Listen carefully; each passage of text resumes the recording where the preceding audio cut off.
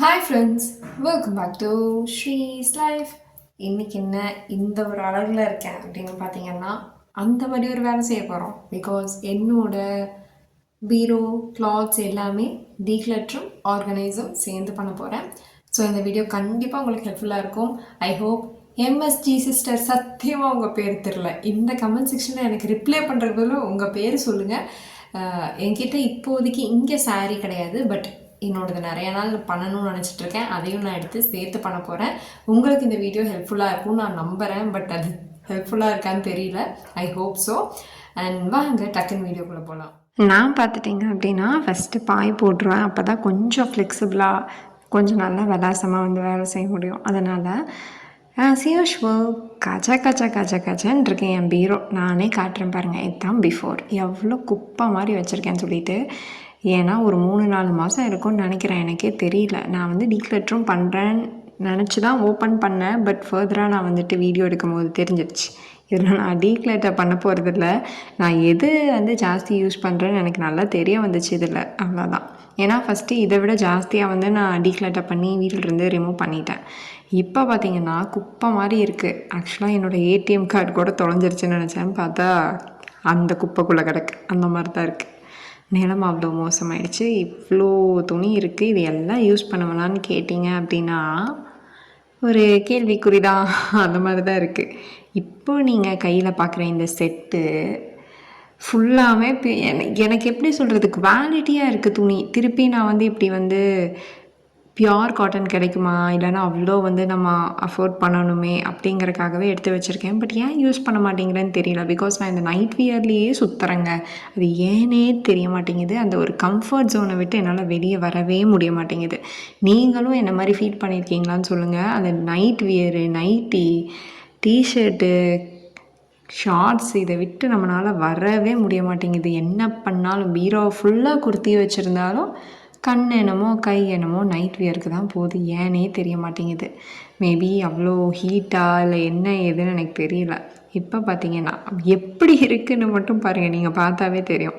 நான் ஃபஸ்ட்டு அழகாக வந்துட்டு எடுத்துருங்க. ஒரு சின்ன டிப் என்னென்னா, நீங்கள் பீரோ க்ளீன் பண்ணுறப்போ நீங்கள் யூஸ் பண்ணாதது மடித்தபடியே இருக்கும். அதை மட்டும் எடுத்து அலேக்காக வச்சுருங்க. பாதி வேலை முடிஞ்சிடும். அதுக்கப்புறம் மேலே களைஞ்சி இருக்கிற துணியை எடுத்து நீங்கள் கீழே போட்டுக்கலாம். ஏன்னா அதையும் சேர்த்து நீங்கள் ஓப்பன் பண்ணிட்டீங்கன்னு வச்சுக்கோங்க, நம்மளுக்கு தான் வேலை ஜாஸ்தி. அதனால் அழகாக மடிச்சிருந்ததை மடித்தபடியே எடுத்து வச்சுருங்க. அண்ட் கீழே வந்து ரேராக யூஸ் பண்ணுறதை வந்து தனியாக எடுத்து வச்சுருங்க. அப்போ தான் நம்ம ஓவர்சோல் பண்ணுற கரெக்டாக இருக்கும். இது வந்து என்னோடய காலேஜ் குர்த்தி, ஆஃபீஸ் குர்த்தி. அது அப்படியே இருக்குது. நான் வெளியவும் போகிறதில்ல. ஸோ ரேர் தான் நான் யூஸ் பண்ணுறது. அதனாலேயே மேபி என்னோடய கம்ஃபர்ட் ஜோன் விட்டு நான் வெளியே வர மாட்டேங்கிறேன் போல். என்ன மாதிரி நீங்களும் இருக்கீங்களான்னு சொல்லுங்கள். நான்லாம் குண்டாயிட்டு போட்டுக்கிறேன்னு ஏகப்பட்ட துணி எடுத்து வச்சுருக்கேன். அதை டீக்ளட்டாக பண்ணாமல் வைக்கிற ஒரே காரணம் அந்த குவாலிட்டி. பட் இதுக்கு மேலே நான் ட்ரெஸ்ஸு வாங்குறதா இல்லை. நான் என்ன இப்போ முடிவு பண்ணியிருக்கேன்னா, நான் ட்ரெஸ்ஸு வாங்கணுன்னா டீக்ளட்டை பண்ணிட்டு தான் வாங்கணும், இல்லைனா அதை ஃபுல்லாக யூஸ் பண்ணணும். அதுதான் இப்போ டிசைட் பண்ணி எடுத்து வச்சுருக்கேன். ஜீனில் வந்து என்கிட்ட 3 கலர் தான் இருக்குது. லெகின்லேயும் 4 கலர் இருக்குது. பட் நான் பண்ண ஒரே தப்பு, ஓவர் சைஸாக எல்லாமே வாங்கினது. எனக்கு தெரியல. ஸோ நான் ரிட்டர்ன் பண்ணவும் விரும்பலை. என்னமோ ஒன்று விட்டு வச்சுட்டேன். அதனால் 6 வருஷமாக இந்த எல்லா கிளாத்ஸும் என்கிட்ட இருக்குது. நான் திருப்பி 6 வருஷமாக எந்த பர்ச்சேஸும் பண்ணவே இல்லை. இதுதான் ரியல்.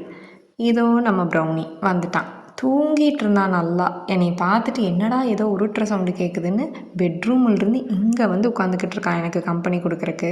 இது இவனோட ரொம்பவே ஹேபிட்னு சொல்லலாம். எங்கே இருந்தாலும் வந்துடுவான். இவன் இருக்கான் அப்படின்னா லியோ கண்டுக்க மாட்டான். பட் இவன் மட்டும் தனியாக இருக்கான்னா என் கூட தான் இருப்பான்.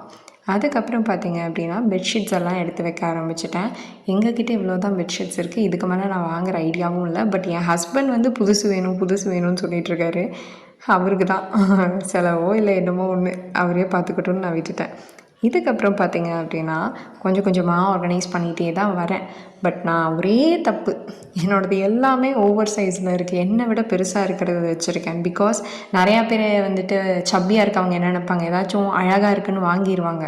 பட் நம்ம ஒல்லியாகிட்டு போட்டுக்கலான்னு வெயிட் பண்ணுவாங்கள்ல, அதே கேட்டகரியில் நான் குண்டாயிட்டு போகணுன்னு ஏகப்பட்ட துணி எடுத்து வச்சுருக்கேன். அதை டீக்ளட்டர் பண்ண முடியாமல் தவிச்சிக்கிட்டு இருக்கேன். அந்த ஒரு மென்டல் ப்ரெஷர் இருக்கும் தெரியுங்களா. நம்மளால் அந்த சைஸுக்கு வரவும் முடியாது, ஆனால் அந்த ட்ரெஸ்ஸை கொடுக்கவும் முடியாது. படாத பாடுபட்டுட்ருக்கேன் பெருமாளே அப்படிங்கிற மாதிரி தான் இருக்குது. அந்த அளவில் கஷ்டப்பட்டுட்ருக்கேன். ஒரு குட்டி தூக்கமே போட்டுட்டான் ப்ரௌனி. ஏன்னா அவ்வளோ மணி நேரம் ஆச்சு வீடியோ எடுக்கிறக்கும் ஆர்கனைஸ் பண்ணுறக்கும். இது எல்லாமே என்னோடய டெய்லி வியர்ஸ்.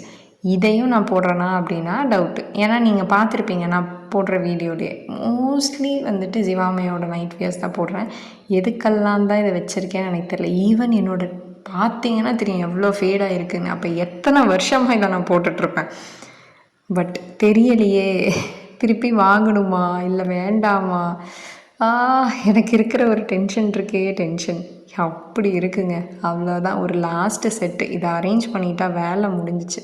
இது பல வருஷமாக வச்சுக்கிட்டு இருக்கேன். பட் இதை எப்படி பேர் பண்ணுறதுன்னு தெரியாமல் இருக்கேன். நீங்கள் பார்த்த அந்த ஷ்ரக் வந்துட்டு எந்த மாதிரி பேர் பண்ணால் அழகாக இருக்கணும் தயவு செஞ்சு கமெண்ட் செக்ஷனில் சொல்லுங்கள். இதுதான் பிஃபோர் வீடியோ. நீங்கள் பார்த்தாலே தெரிஞ்சிருக்கும் எவ்வளோ கன்றாவியாக இருக்குன்ட்டு. பட் அட்லாஸ்ட் ஒரு வழியாக நம்ம வந்துட்டு பீரோவை ஆர்கனைஸ் பண்ணிட்டோம். இது எல்லாமே மோஸ்ட்லி நான் யூஸ் பண்ணுறேன், அதனால் நான் எதுவும் டீக்ளட்டர் பண்ணல.